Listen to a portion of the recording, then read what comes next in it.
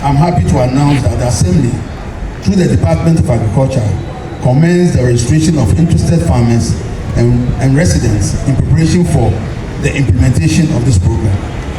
Following the registration exercise, the beneficiaries were taken through training sections on best poultry management practices and biosecurity measures to ensure effective and sustainable poultry production.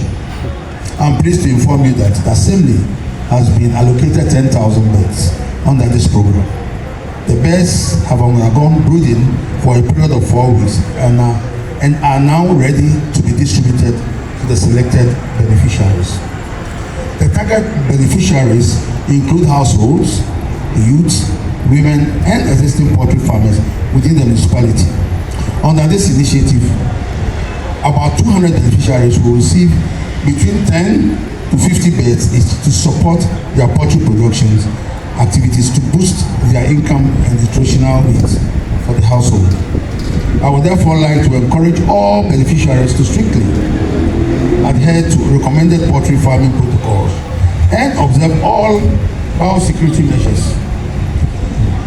By doing so, we will ensure the successful implementation of this initiative and contribute meaningfully to improving food production and livelihood within the Korle Klottey Municipal Assembly. The Assembly has instituted a monitoring and evaluation system to ensure sustainability and success of the project in the city.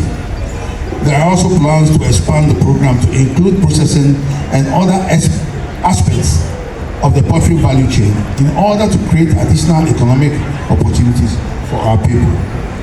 To this end, the Assembly will procure processing machines to supply to small-scale processors in the city to advance our local economic development agenda for job creation and poverty reduction. Ladies and gentlemen, the success of this program depends on the collective commitment of all stakeholders. I wish to urge all beneficiaries to take full advantage of this opportunity and manage the